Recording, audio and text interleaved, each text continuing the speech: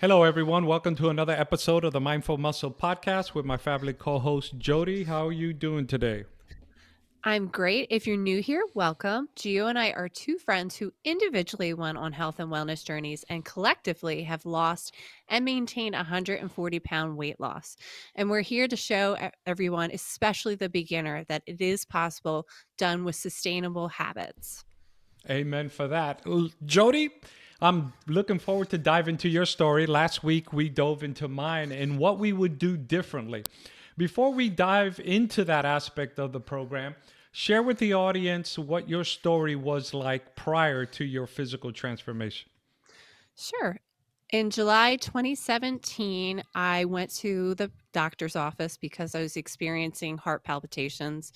I was 35 years old and weighed over 230 pounds. And long story short, I was diagnosed with high blood pressure, and it scared me to death because I grew up with a parent that was constantly in and out of the hospital with a big box of medications to treat that side effect from that medication. Mercy. And I didn't want that for myself. And I didn't want that to be what my kids grew up as the norm.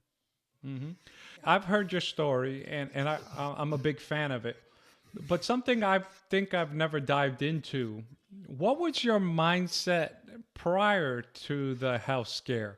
I was in the yo dieting phase. Mm. I would constantly try the extreme diet because I felt like that was the social norm with hmm moms in my area, which is sad. It really is sad. It's instead of happy hour, let's go on a diet together, and then fall off and get Yeah, yo annoyed with yo. ourselves. So, what were some of the things you tried? I have tried 21-day fix with the containers where you could get different size and different color containers, and this category of food goes in it, and just over restrictive hmm low calorie count because I was in the good food, bad food mindset.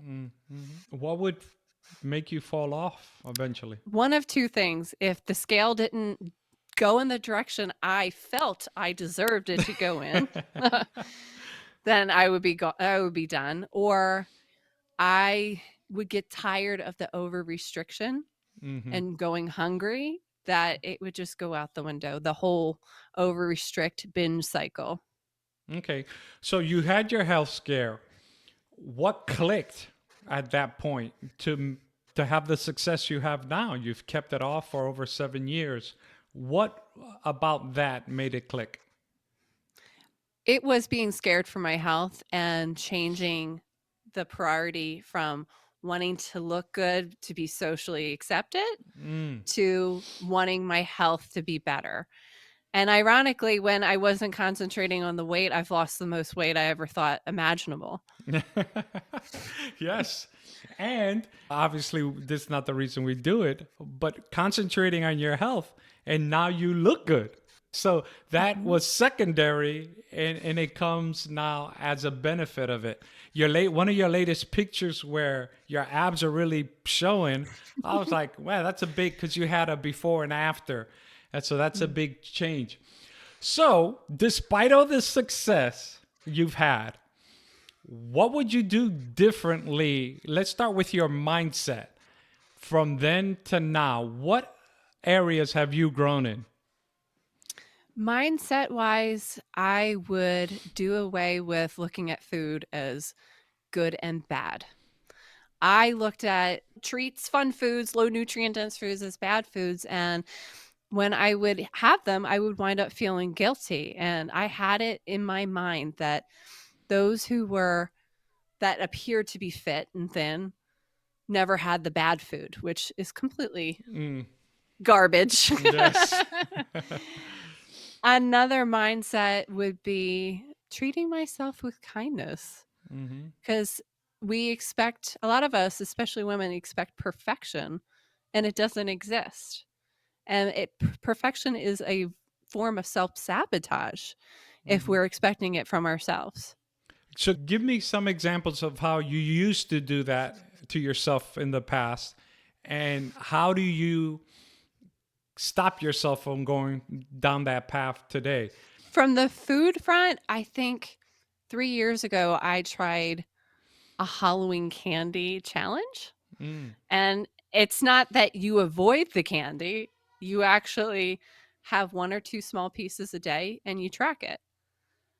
And when I noticed that I was still losing weight Mhm. and I didn't feel like I was out of control like I used to when my kids wanted their Halloween candy, I would hold it out in front of myself and not look because I was afraid of seeing what was in it.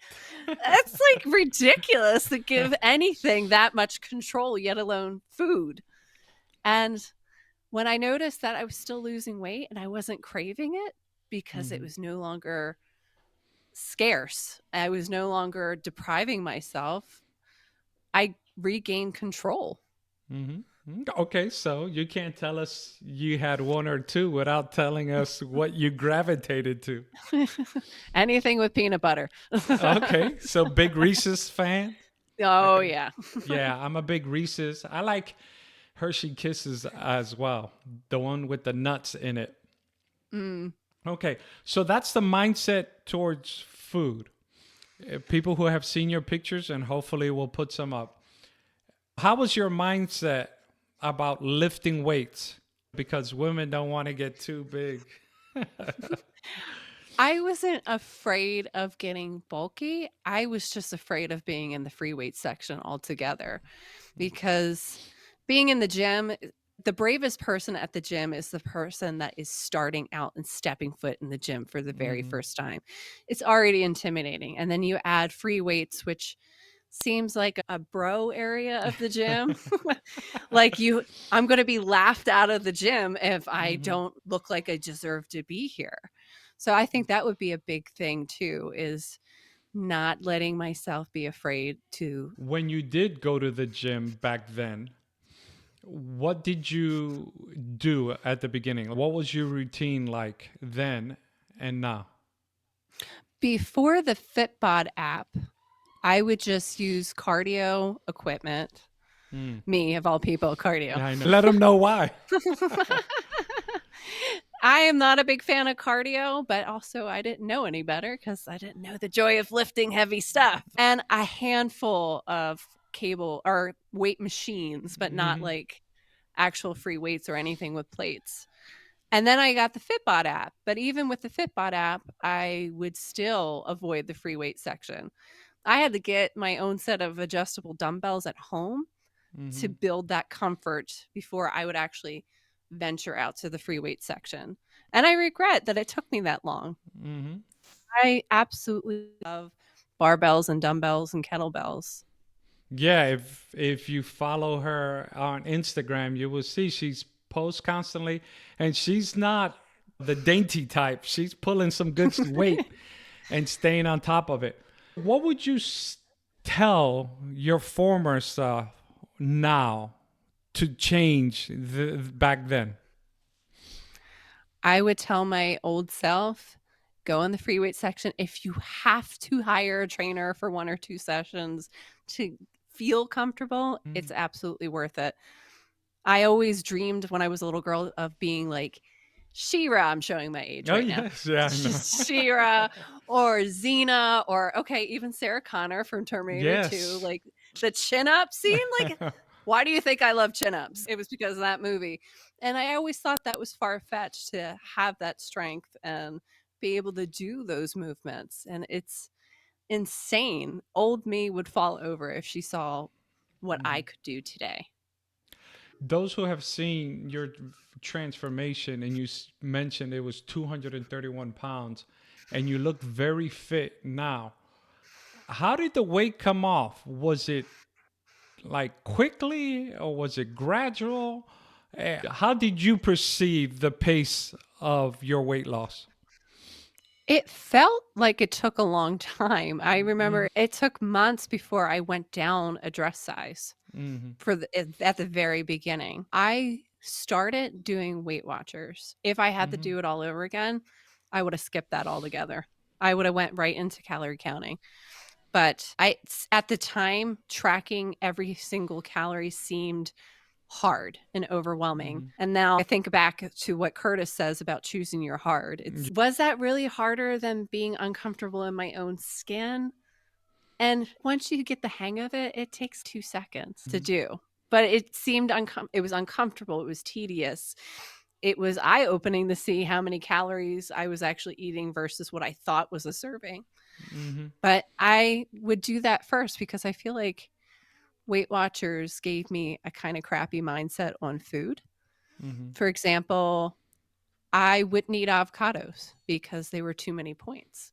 Mm. And I would not drink smoothies because once fruit is blended, it all of a sudden has more points than before you blended it. Mm-hmm. So I would avoid smoothies, and I love smoothies now. I feel like and that program also was very, I know it's called Weight Watchers, but it's very weight centric. Mm. Because I was lifting while I was doing Weight Watchers, I would have the number of the scale go up and down constantly because of body recomp. Mm-hmm. And every time I would weigh in once a week, and if it would go up, it would be like, hang in there, Jodi. Better luck next time. Mm. We both know now Yeah. it going up doesn't mean you're doing anything wrong, but I felt like a failure every time I would see that. And I got the impression from girlfriends that were going to in person meetings that it was the same vibe getting on the scale in front of other people. Yeah, I wonder, and you can answer this. I wonder if part of it is a psychological game where they try to keep you dependent on their, because that's how they make their money, Weight Watchers. Because you have a history with Weight Watchers, right? Someone in your family used to do it.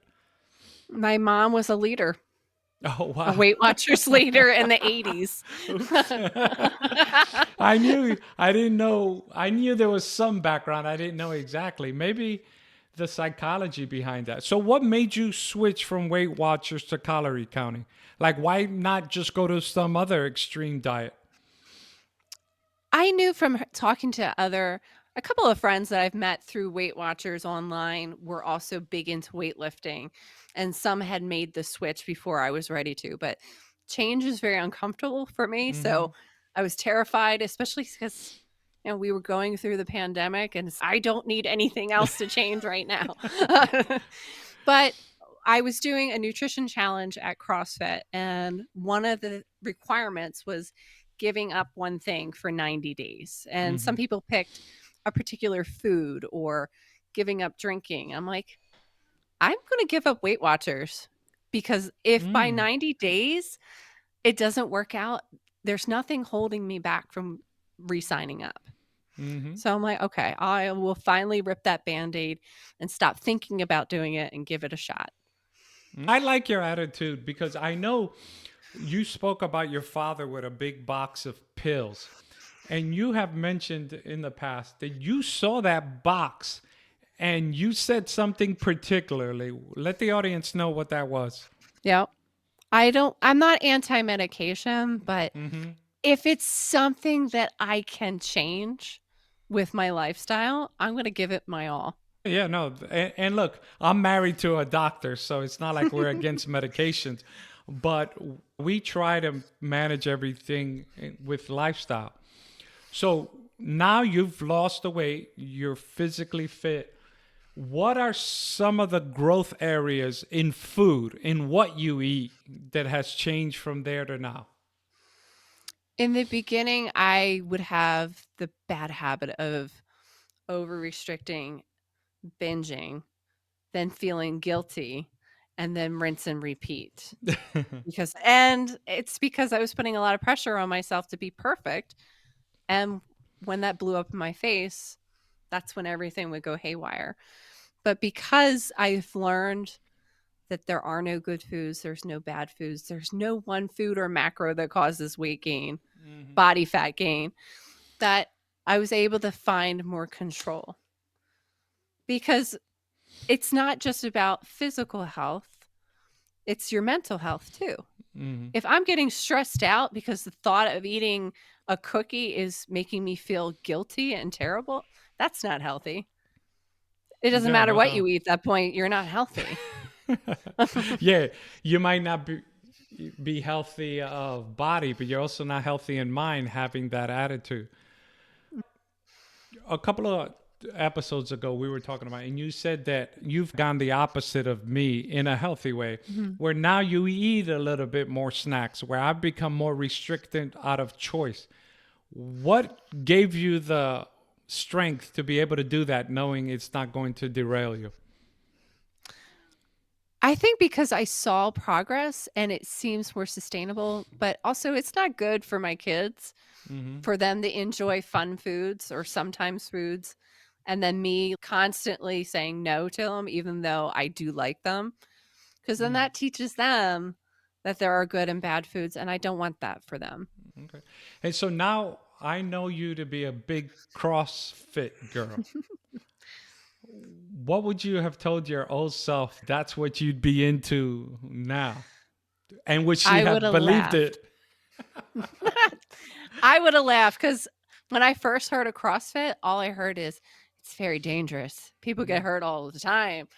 And it's really every box is going to be different, but Mm-hmm. I have a coach that's certified that keeps his eye out for me and shows me different things. And if I can't do a certain exercise, I can scale it back and do something else. It's no big deal. Mm-hmm. Mm-hmm. So you wouldn't have believed it back then. At what point did you gain the confidence to say, you know what, let me try this? I was going to a high interval training gym, and one of my friends wanted to leave there. And it was a personal issue she was having, and I was trying to show my support for her. So she was checking out different gyms close by when she found out that CrossFit Elation is right where we were working out anyway. So I decided to give it a try. Before I stepped foot in there, I had a bucket list of different fitness things I would love to accomplish one day. And one of them was a tire flip, but I didn't Mm. know where to go to do that. My very first workout there, I got to flip a tire and I was just like, oh, sold. Wow. Yeah. Because look, I think I'm not a, no, I don't want to say I'm not a fan of CrossFit, but it's just not for me. It just seems too intense. I'd rather just do boring old weightlifting. But the mindset change, what do you see yourself doing in the future? You going to stick with CrossFit, or do you want to try something else? For now, I think I'm going to stick with CrossFit because there's a lot I still can't do. And Mm-hmm. I want to push past it. Anything that requires coordination, I struggle with. Anything with coordination, like double unders Oh, with the okay. jump rope, Yeah. my body can't do it yet. Yet. Kipping, kipping, can't do that Mm-hmm. yet, which might sound, I can do strict, which Yeah. sounds awesome in theory. Mm-hmm. But when everybody else is allowed to kip and Jodi can only do strict, Jodi's Mm-hmm. dead last that day Yes. in the workout because I'm like worn out doing strict everything. So I would Okay. like to push past that and improve. When you were heavier, you were very shy in the sense of you wouldn't take pictures, or you'd be holding a child to hide. You're no longer that way. You're a photographer as well. You've done some amazing photo Mhm. shoots. Uh, Talk to the audience about the confidence you've gained in your womanhood to take photos. You did a photo for some magazine. Let the audience know what that was about and why you decided to do that. I started taking pictures because of Flex Friday in the Fitbod group. Hmm. And I'm very Caucasian. And trying to take pictures with my iPad, like my skin would glow white. So I'm like, you know what? A photographer that can't step foot in front of their own camera, that's a problem. So I decided to try doing that. But my mindset is different. So that was a big part of it. Before, I wasn't treating myself like somebody I loved. Hmm. I was treating myself like I didn't matter, like a last priority. And when I made that shift that I was going to do this for my health, it changed my attitude towards myself. I don't have the perfect self relationship, but Hmm. I do love myself. I'm not a perfect person, but I can hold my head up high. And because of that, it's changed my shyness. I now speak Hmm. up if I really don't agree with people instead of tweaking my personality or answers in hopes that person will like me. Now I'm pretty much what is what you get. But it's changed my outlook. Like in 2018, we did family photos and I had lost a bit of weight, not as much as I have currently, but I'm still hiding behind my kids. I'm still wearing a shawl instead of showing my arms. And the following year, not only did I lose more weight, but you can see the confidence. My shoulders are back. No child in front of me at all. And I was comfortable taking up space. And it's not because I lost weight, it's because of the process getting there, treating myself like I matter instead of constantly getting frustrated with myself for not being a perfect human being when I would stumble from unrealistic expectations. Yeah, yeah, no doubt. What would you tell the old Jody? If the old Jody was sitting right next to you with all her insecurities, with all her, perceived shortcomings, what would you tell her? I would tell her that change is uncomfortable, but it's so worth it. We can do hard things. We absolutely can. And if you Right? really want, and you do, I know you do, Yeah, I know. you can do it. Speaking of hard things, would the old Jody ever think you'd become a certified personal trainer and a nutrition coach? No, I would have laughed. If a psychic said, "Oh, you're going to be a big fitness influencer and podcast host," I would be like, "Give me my money back." So, what made you go down the path of getting your certifications? It was the FitBod retreat. So, for those who are not familiar with the group, FitBod is a workout app that programs your workouts for you at any level. And they have a great Facebook group. And that's actually how Gio and I got to know each other. Last June, was it Yeah, 2023? yeah, 23. We Yep. had a fitness retreat where some of us from the FitBod group met in Tucson, Arizona. And we also had speaking engagements. We talked about nutrition. We did a roundtable. And Jonica put me on the spot about nutrition, and I was not expecting it. I was not prepared. And as shy as I can be, I felt comfortable. It felt like a good fit to talk about the mindset between good and bad foods, how that winds up harming us, or why I don't believe in cheat meals. I feel like cheat meals is a terrible term to use with yourself. But having those conversations, and it made me feel like when I got home from that trip that it was a good move to make. Now, I don't know what's going to happen with those certifications, but I'm hopeful it'll lead to something great besides this awesome podcast. Yes, I use it as a platform. Going back, you're starting in ground zero. What's the first change you would do differently? Calorie counting with a priority on protein and fiber and kicking that good and bad food mindset to the curb. It's only going to hurt us in the long run. Yes. And as I've mentioned before, and Jody as well, you can have the potato chips, you can have the ice cream. It's just keep it all in the big picture. It's not bad food. It's not, what's the word I'm looking for? It shouldn't be your priority. Okay, so now you mentioned the food and the fiber. What's the big deal about fiber that most people don't understand? Despite what the carnivore diet Oh, people mercy. say, fiber will keep you fuller longer. It also has health benefits like reducing your risk of type 2 diabetes, cardiovascular disease, certain types of cancer, reduces your chances of obesity too. And I don't do hungry very well. So protein will Jody gets also keep you hangry. full longer. Exactly. And it also will rebuild muscle, will repair muscle. It will prevent becoming skinny fat where you like Yes. you lose weight, but you're losing muscle tone, and Mm-hmm. got to preserve as much as you can, especially women. And I'm in my 40s. We got to hold on to as much muscle as we can to avoid issues down the line. Yep. What would you change, if anything, on the fitness side from back then to now, if you had to start all over?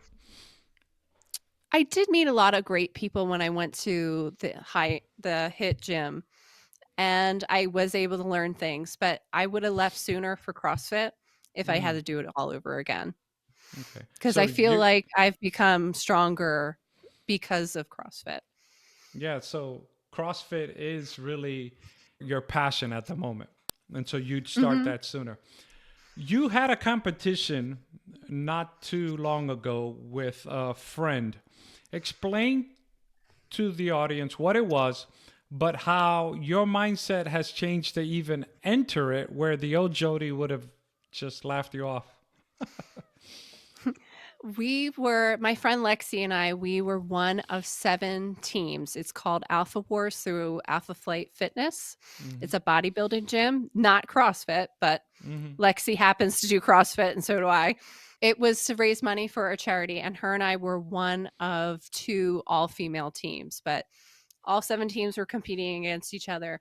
They were competitions where I had to do burpees with my body weight in dumbbells. So I had two Mm, 70-pound dumbbells. So doing a burpee, getting on the floor, and then standing up multiple times was yeah. brutal, and planking as long as you can, and deadlifting half your body weight. And I had to carry my friend Lexi, who's taller than me, and I had to do push ups off of her, and she had to squat with me on her.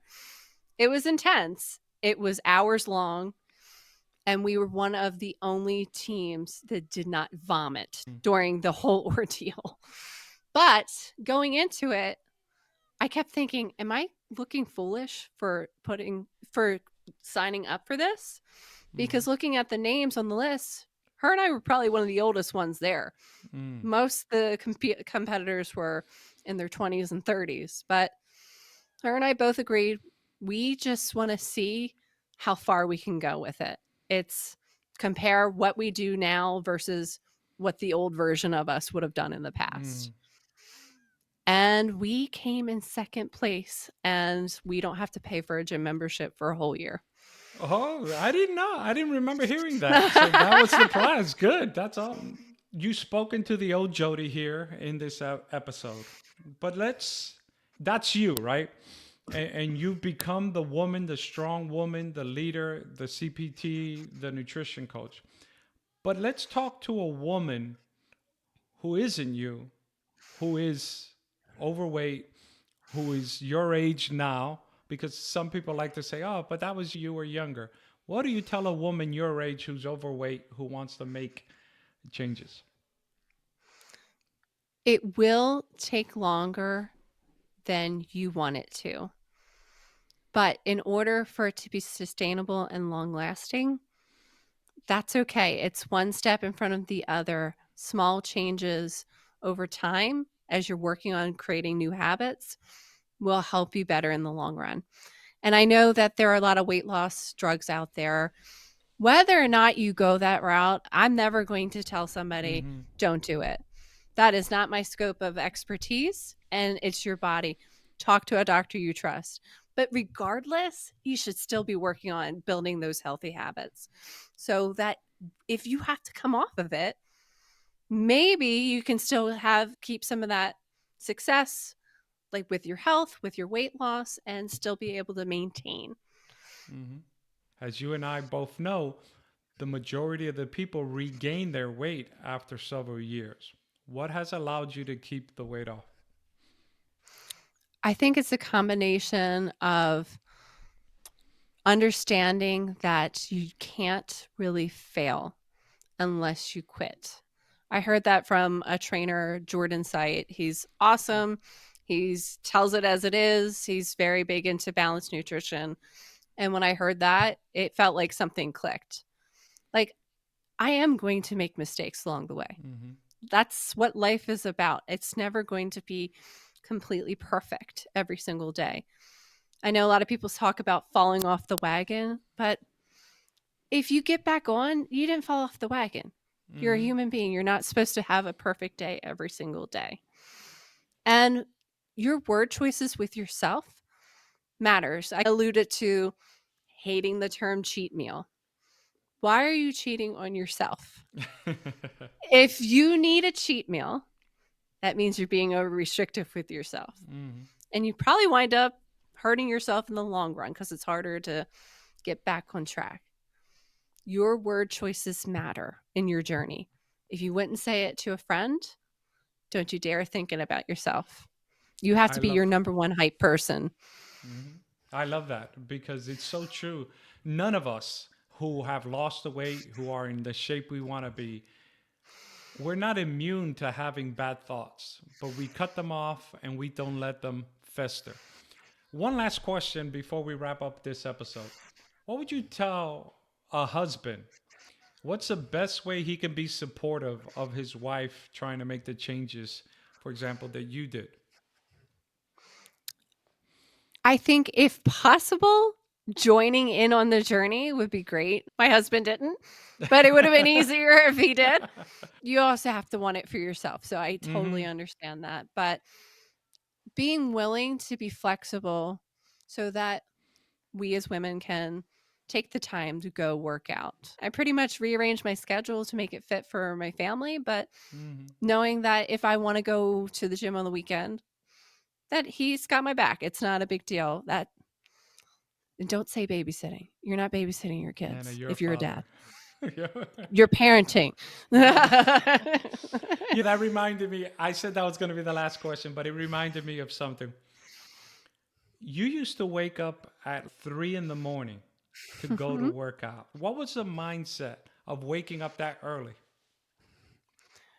My kids were smaller then, and my husband, he works for UPS. He works crazy hours. He's getting ready to work even crazier hours now.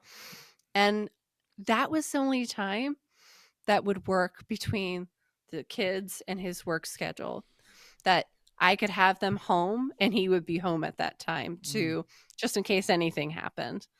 But at the same time that I was waking up that early, I would hear, "Oh, Jodi, you're lucky that you have time to work out." Really? mm. You I bet you have time at 3 a.m.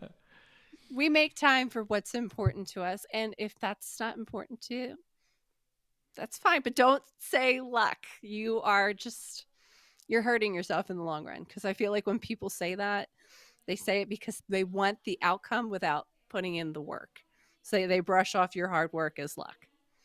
Yes, I love that. They brush, what was it you said? They brush the work thinking it's luck or something like that. But it's true. Look, as Mhm. you mentioned, whatever you prioritize, you're going to find time to do, even if it's at 3 o'clock in the morning. Luckily, that was never my case. 5:30 was the earliest I woke up, but I've acknowledged I work from home. Close this out with a nugget of wisdom. We never truly fail unless we give up. And we are worth the effort. Prioritize your health so you can be there for your children, your family, as long as possible. And so you can be healthy. Instead of, we had a guest on our show that said, what if your choices leads to you being sick and you don't die Hmm. and you need somebody to take care of you? I don't want that for my children. Take the time to prioritize your health. You don't have to be perfect. If you don't have a lot of time, if you only have 20 minutes, that's awesome. 20 minutes of doing something is better than doing nothing at all. Get some movement, eat some high nutrient dense foods, eat some low nutrient dense foods without guilt. And it's just one step in front of the other. We're never 100%, but it's always what you do next, not what you did last, that determines your success. Amen for that. And on that words, thank you for listening to Jodi Dolo's story. She's been an inspiration to me and to our Fitbot community and those in her CrossFit community. Until next time on the Mindful Muscle podcast, be blessed. Jodi, thank you once again.